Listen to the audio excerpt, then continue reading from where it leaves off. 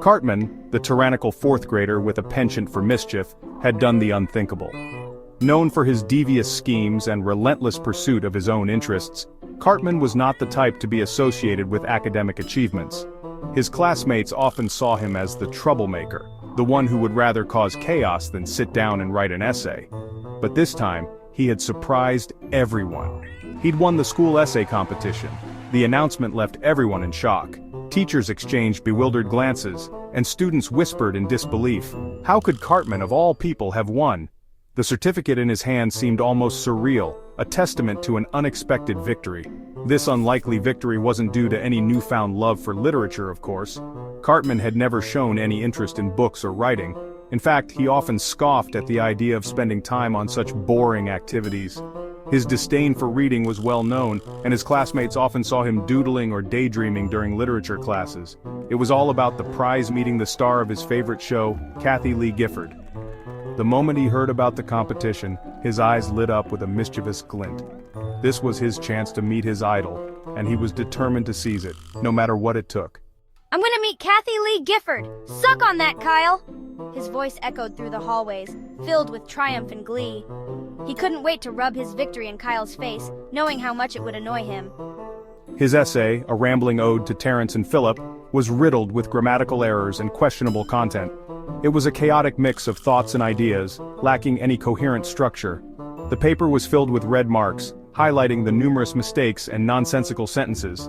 Yet there was something oddly captivating about it, yet somehow, it had charmed the judges, or perhaps just confused them into submission. Cartman was ecstatic. He couldn't believe his luck. The judges, perhaps overwhelmed by the sheer audacity of his essay, had decided to award him the prize.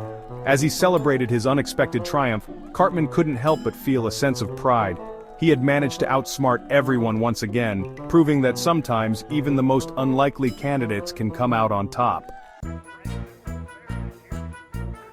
The day of the celebrity meet and greet arrived, and Cartman was beside himself with anticipation. He'd meticulously planned every detail of their encounter, from the witty jokes he'd crack to the autographs he'd demand. This isn't even signed to me! However, reality, as it often does, fell short of Cartman's lofty expectations. Kathie Lee, though polite, didn't possess the same level of enthusiasm for his Terence and Philip fandom. The autographed picture he received was met with disappointment. Meanwhile, a different kind of ambition had taken root in Cartman's mind, the desire for bulging biceps and washboard abs. He had always been a kid with big dreams, but this time his dreams were all about physical transformation.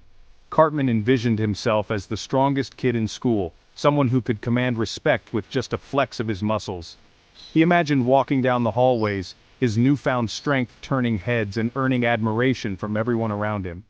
He'd become convinced that physical prowess was the key to commanding respect and, more importantly, getting what he wanted. Cartman spent hours flipping through fitness magazines, studying the physiques of bodybuilders and athletes.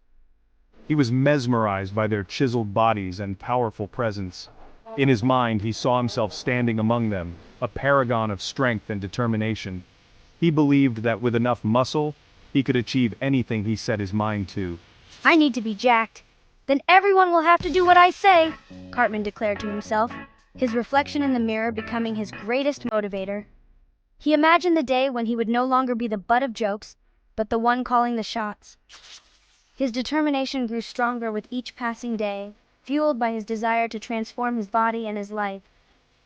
His attempts at traditional exercise, however, proved embarrassingly futile. Cartman tried push-ups, sit-ups, and even lifting weights, but his body refused to cooperate. Each failed attempt only made him more frustrated. He would collapse on the floor, panting and sweating, wondering why it was so hard to achieve the body he dreamed of. Despite his struggles, he refused to give up. He was determined to find a way to make his dream a reality. Cartman was all talk and no muscle. He would boast to his friends about his future physique, describing in great detail how he would soon be the strongest kid in school. But his friends were skeptical, having seen his failed attempts at exercise. They knew that Cartman had a long way to go before he could back up his big talk with actual strength. You really think that's gonna work, Cartman?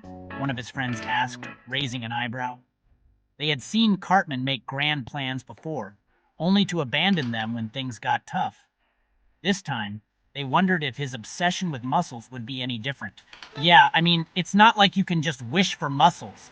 Another friend chimed in, watching Cartman struggle with a dumbbell. They knew that building muscle took hard work and dedication, something Cartman had yet to fully grasp. But despite their doubts, Cartman remained undeterred. He was convinced that he could find a way to achieve his dream, no matter how difficult it might be.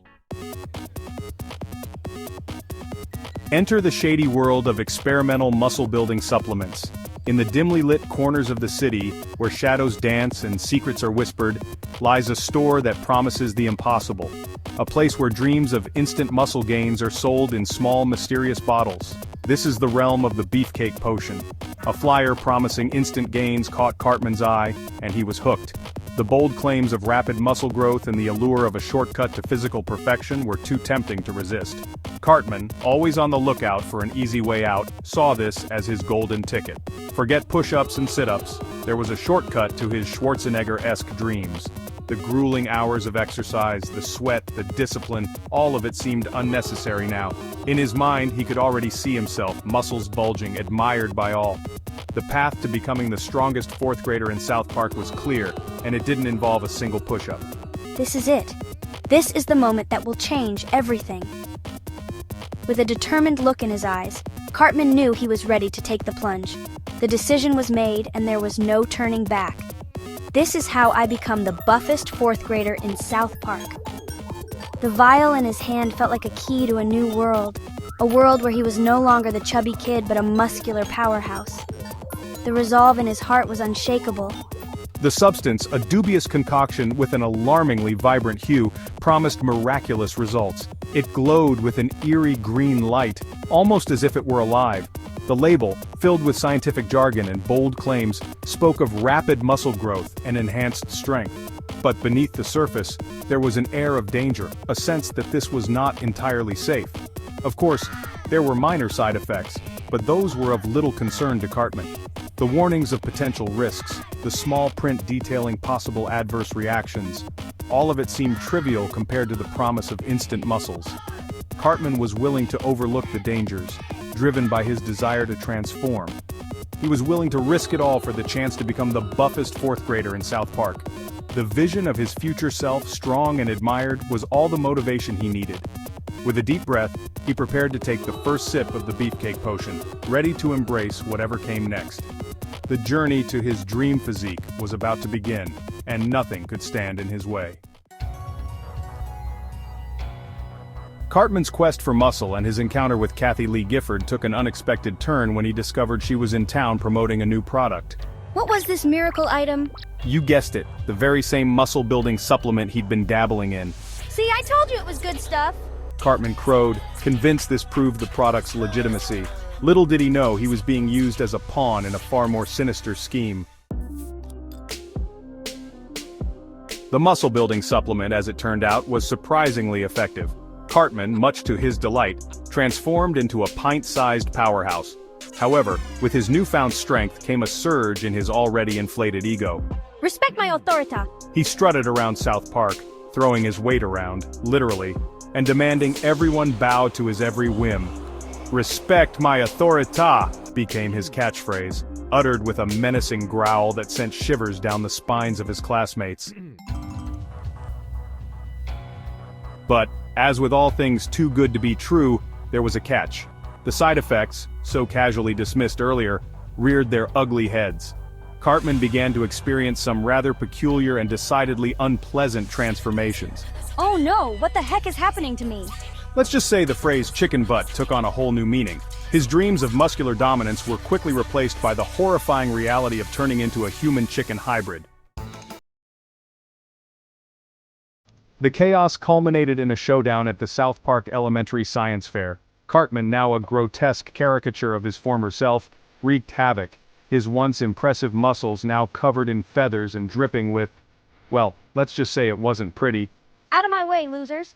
The situation spiraled out of control, leaving a trail of destruction and bewildered onlookers in its wake. Even Kathy Lee Gifford, caught in the crossfire, couldn't escape the sticky consequences of Cartman's ill-advised, muscle-enhancing escapade. In the end, Cartman's dreams of muscular glory and celebrity encounters went up in a flurry of feathers and questionable substances. He learned absolutely nothing from the experience, of course. This is so unfair! As he sat in detention, plotting his next scheme, one thing was clear. Cartman's capacity for mischief, like his waistline, knew no bounds. And South Park wouldn't have it any other way.